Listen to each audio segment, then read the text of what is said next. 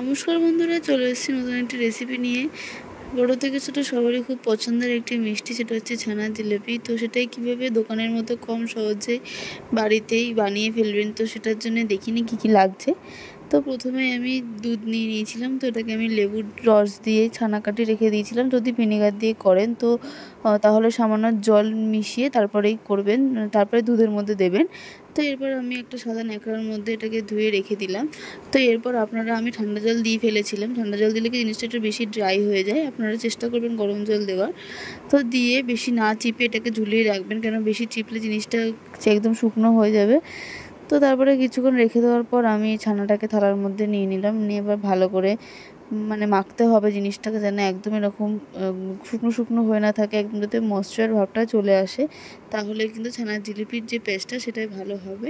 তো দেখতেই পাচ্ছেন আমি কীভাবে মেখে নিচ্ছি। তো এরমভাবে হাতের তালুটা দিয়ে ভালো করে চিপে চিপে করতে হবে।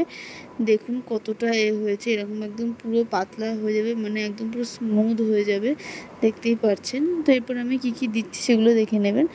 তো আমি এরকম এক চামচ পুরো উঁচু উঁচু নয়, হাফ এরকম মতো 2 চামচ ময়দা দিয়ে দিলাম। 2 চামচ ময়দা দেওয়ার পর এর মধ্যে দিয়ে দিচ্ছি বেকিং সোডা, না খাবার সোডা যেটা হয় সেটা একটা। তারপরে এটা দিয়ে কিছুক্ষণ রেখে দেওয়ার পর তারপরে দিয়ে দেবেন চিনি। 1 চামচই দিচ্ছি, কারণ যেহেতু রসটা হবে চিনির, তো সেই জন্য বেশি চিনি দেওয়ার দরকার নেই। তো এরপর আমি ভালো করে দুটোকে মাখিয়ে নেব। মাখিয়ে নেওয়ার পর তারপরে আমি এরপরে দিয়ে দেবো হচ্ছে অ্যারারুট, বা তারপরে যদি অ্যারারুট না থাকে তো আপনারা কর্নফ্লাওয়ার যে কোনো একটা দিয়ে দেবেন, তাহলে কি বাইন্ডিংটা ভালো হবে। এই যে দেখতেই পাচ্ছেন আমি যেরকম ময়দা দেবেন সেম পারফেকশনেই এরকম দেবেন, এটা অ্যারারুটটাই। তো দিয়ে ভালো করে মেখে নিতে হবে। আর বেশি এমন কিছু অনেকক্ষণ ধরে মেখে ফেলবেন না হাওয়ার মধ্যে, তাহলে কিন্তু একদম শুকনো হয়ে যাবে জিনিসটা, কিন্তু ভালো হবে না তখন প্যাচটা হতে। তো আমার ভালো করে মাখা হয়ে গেছে, দেখতেই পাচ্ছেন। এবার একটু লম্বা লম্বা করে একটা লেচির শেপে কেটে নেবেন। বেশি মোটা মোটা করার দরকার নেই, তাহলে প্যাচটা সমস্যা হতে পারে। যেহেতু ফার্স্ট টাইম, তো এভাবে এটাকে নিয়ে নেওয়ার পর দেখতে পাচ্ছেন কতটা কিন্তু স্মুথ হয়েছে গাটা। আর যদি গরুর দুধে করেন তাহলে ঘি দিতে লাগবে না, যদি প্যাকেটের দুধে করেন তাহলে একটু ঘি নেওয়াই ভালো, তাহলে জিনিসটা একটুখানি কী বলবো, একটু স্মুথ হয়। তো দেখতেই পাচ্ছেন কি সুন্দর প্যাচটা হয়ে গেল। তো এইভাবে আমি সবকটা করে ফেলবো। এইটা আমি আরেকটা করে দেখাবো আপনাদের কীভাবে করতে হচ্ছে। তো এটাকে খুব মোটা করে করবেন না, যে সরু যেটা আমি করেছি এরকমই সরুটা করবেন, তাহলে দেখবেন জিনিসটা ভাঙার চান্স থাকবে না, ভাঙার চান্সটা থাকবে না। আর দেখতেও সুন্দর হবে, কারণ যেহেতু এটা ফুলবে আরও, তো যদি বেশি মোটা দিই আমি তাহলে আরও বেশি মোটা লাগবে, জিনিসটা ভালো লাগবে না। তো এইতে আমি এটাভাবে এবার কড়াইতে আমি তেল দিয়ে দেবো, রিফাইন তেলটা দেবো।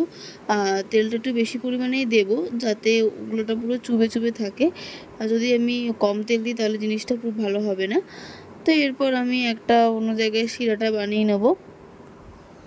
তো আমি এখানে 2 কাপ মতো চিনি নিয়ে 3 কাপ 3.5 কাপ মতো জল নিয়ে নিয়েছিলাম। তো তারপরে যদি বুঝতে পারেন তার একটু জল দিয়ে দিতে পারেন।